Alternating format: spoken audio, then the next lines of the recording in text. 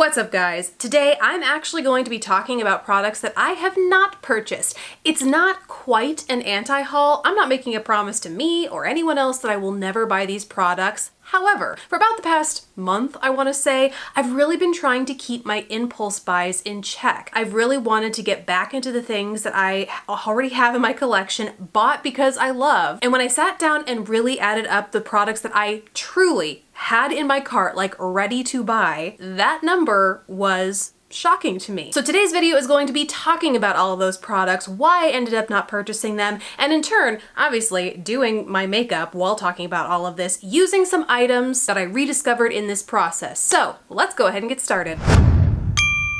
First, let's start with foundation. This is not something I rediscovered in this process. It's just something that I've constantly been using. It's my Lancome Teint Idole Ultra Wear in the shade 260, which I still feel is a teensy bit too deep for me right now. I actually got shade matched as my fall winter shade, but I feel like, especially once I layer bronzers and stuff over top, it still looks too deep. So I went to Ulta and picked up a lighter shade without getting shade matched. Don't do that because this is way too light. This, for reference, is 210 Buff Neutral, and I have not even tried it, but you can see, I mean, this is not going to work. So I don't know if I'm gonna return it or if I'm going to, because I haven't used it yet, or if I'm just going to use it to mix with the other two shades that I now have of this foundation to kind of get a more perfect match. I'll probably do the latter, honestly.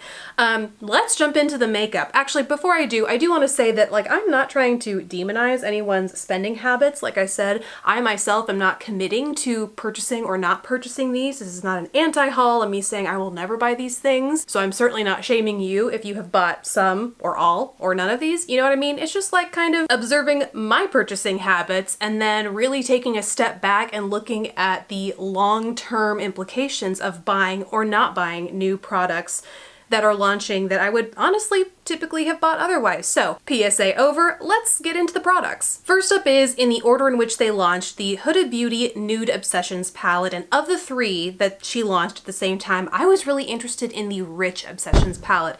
I love the packaging of the 9-pan palettes. It's like a really good size to throw in your bag when you travel. You still get a good like diversity of shades and textures in there. I think that's something that Huda does really well, and I just really liked those kinds of palettes that I've gotten from her in the past. In fact, all shadow palettes I've gotten from her in the past I've really liked.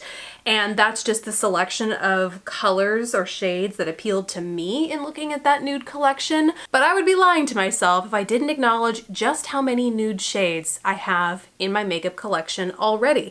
And some of the shades that I was most excited about in that palette really, when I stopped to think about it, reminded me of the Beauty Bakery, I forget what exactly it's called. I'll look it up and flash it on the screen right here, but it's this bronzer slash blushy highlight palette kind of thing that I really just don't use enough and want to make an effort to use it before I go making the leap into that Nude Obsessions palette. The other, I should move on to concealer because this, at this point, I'm blending nothing. The concealer I'm using is my trusty NARS Soft Matte Complete Concealer in the shade Custard or Medium 1, and I've started using this in my under eye area. Even though it's kind of a drier texture, I find it still really works well in my under eyes because I've been hydrating them more. But that's besides the point. The next palette I want to talk about is the Huda Beauty Retrograde palette. Now, this struck me as such a unique color palette, and again, I love Huda's selection of shadows and texture, like the shades in the palettes, as well as the textures. See, she's so good at including shadows that create such multi-dimensional looks. And this palette in particular included blues, which I have a whole video on this, me experimenting with blue shadows because it's not really in my comfort zone. And ever since then, I've become more comfortable with them and have kind of been looking for new opportunities to incorporate them in my makeup look. That's the excuse I'm using anyway. Like, I probably have similar shades, at least certainly the mattes and shimmers in that palette, already have them in my collection. But then, as I looked in the Huda Beauty palettes I already had, again, trying to say like, well, what of hers could I use that I already have in my collection? And I realized that the Desert Dusk palette, I love this. I mean, I, again, love all of her palettes, but this beauty, beautiful oranges and purples and rosy tones, has a shade right over here called Retrograde, and wouldn't you know, it is a beautiful hybrid of blue and purple and pinky and kind of some greens in there. This Twilight over here has a blue shift to it as well. Like, I already have retrograde vibes from another Huda Beauty palette that I could be using already before I go into that one. And I am in no way saying this is a dupe of that palette, I mean, obviously, but I definitely feel like these are shades that I should re-explore before venturing into something entirely new, you know? Also, in taking that journey to re-explore the palettes I already have from Huda, I forgot how much I love the new nude palette. So that's another one I really want to put back in rotation. I really don't want to fuss with my brows today, so I am just running my Anastasia Beverly Hills Dip Brow Gel in the shade Medium Brown through them. Normally, this is what happens when you rush. Normally, I would fill them with my CoverGirl Ultra Fine and Defined Brow Pencil, but again, too fussy for me today. And I really just want to get to the palette that I am going to use for this look. Speaking of, that is the Ofra Boho palette. This is a full face palette with 6 eyeshadows, 4 technically 6 face powders, like these 4 over here, a banana, a highlight, 2 blushes, and then a gigantic bronzer, gigantic highlight, and 2 versatile shadows. I guess they could be brows, they could be more eyeshadows, depending on how you want to use them. But the reason that I'm using this today and talking about it in general is because Ofra just launched, I need to look up what the name of it is called, the Soul palette, which looks, I think it's this exact same layout, so it's a full face palette, but I think it has more purples in it. And I think the quality of Ofra products is incredible. I wish I had more of them, but that's part of why I like this format, is because you get a little bit of everything and it fits all in one palette, although you could even, these little notches here, you can easily depan them and pop them in a freeform palette. Needless to say, I'm gonna start doing my makeup now, otherwise I will never get done with this video. And by the way, I am using a combination of the bronzer and then this face kind of blushy bronzer shade up there, just running it through my crease. Needless to say, I knew that before I bought that, I had to reach back into this guy, because it's been forever since I've used it, and really get some good out of it since I enjoy it so much before getting another one. I actually have a whole review of this. I mean, for so many of the palettes that I'm going to talk about in this video, I have entire reviews and swatches of them in case you want to go check them out. Then next I'm going in with this deepest brown shade down here and buffing that into my outer corner. The next palette that I did not buy, and luckily somebody else made the decision for me, was the Tati palette. The second that came out, I mean, I love a good texture. This palette is built, like organized by shade and texture, and it has all of, in my opinion, like crucial comfort zone shades, and then some, because you have like some warmer, you know, orangey tones, berry tones, little bit of everything. But both a blessing and a curse, I suppose. I sat on it for way too long and naturally it sold out. So the decision was made for me. I did not get my hands on it. And it sounds like she's going to be launching more pretty quickly, like Black Friday is what I heard. So there will be more opportunities to buy more products from the line, which again made me feel a lot better.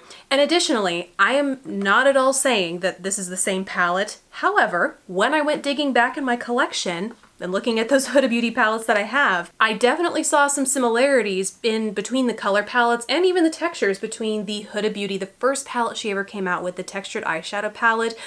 These metallics up at the top are definitely more metallic looking, like crushed metal as opposed to glitter, which is what seems to be in the Tati palette. So again, not calling them dupes or anything, but certainly something I could reach for to achieve similar results over buying an entirely new palette. Now on the rest of my lid, I'm going in with this beautiful plum that has a super strong gold shift to it. And I just realized I did not prime my eyes in any way for this, and look at that kind of pigmentation. These shadows are just so amazing. And then for the inner corner, just to get a super blinding highlight, I'm going in with one of the highlighters in this palette. They're actually pretty similar. This one is the smaller one. It's a little bit more of a pink tone as opposed to this one, which is more of a golden tone. So I felt like the pink complemented the undertones of that purple shadow best. While I'm moving on to mascara, this is my L'Oreal Voluminous Lash Paradise.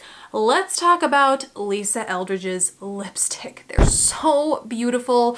I got the initial red collection that she launched for Christmas last year, and then I bought her summer launch, all 4 shades, yes, over the summer. Now she has 6 new launches, and honestly, I couldn't pick between all of them, so had added all shades to my cart. Of course, knowing that I know I love her matte formula, if you are considering getting any of these but have held off because the reds weren't your thing, the ultra vibrant pinks weren't your thing, and you were holding out for the nudes, I highly recommend you pick them up. I just know that because I have, okay, actually do your mascara while you're doing your mascara, multitask.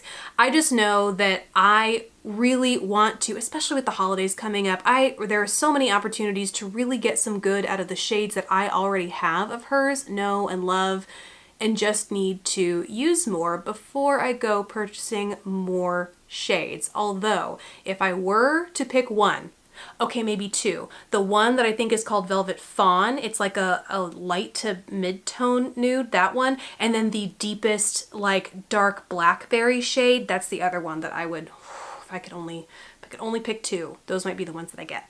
On to the rest of the face. I'm using the big old bronzer that comes in here and a super light hand because this is very pigmented, and using a brush that I will honestly probably use for all the other products on my face. This, by the way, is the Sigma Tapered Face F25. One of my favorite face brushes because for contour, it's tapered, so you can kind of do more precise business here and then really buff it out as you want to disperse the color. It's also nice for patting on blush, and then great for getting highlighter up in that corner where I really love to apply it. So, fun fact, I don't know. Next up, Pat McGrath. She has been launching things like crazy, but honestly, the few things that I've really wanted have been the new cream highlighters, both shades actually, because a pink seems like something more wearable for me, but I'm very intrigued by the blue. So I really wanted to try those, especially since, you know, with drier winter weather, creams can always help keep your skin from looking too dry and cakey or flaky or things like that. Or they're also just more versatile. Like you can apply a cream as a base, mix it in with your moisturizer. I just see them as being very versatile products.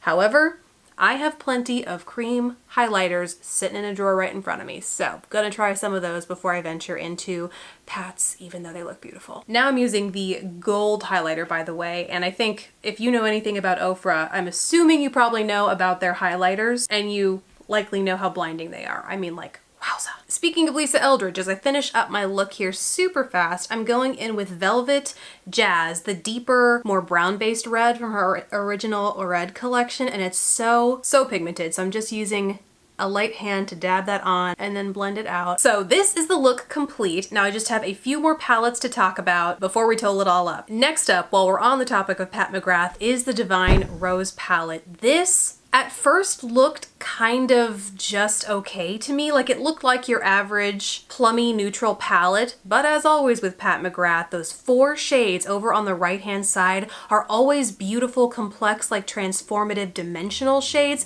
and naturally that in conjunction with everything else just sucked me in. But I have the Mothership 5 as well as the 3, and I have the Mothership 5 and 3, and neither of them get enough love for me, so I really made a conscious effort over the past few weeks once I saw that the Rose palette was launching, and I have loved every single look that I did. I actually did one recently on Instagram that it's so simple and easy, but because of those complex shadows, it just looks like very eye-catching because of the way the shadow catches the light. So I really appreciate that this has given me the opportunity to get more good out of those palettes. And last up, the Anastasia and Carly Bible palette.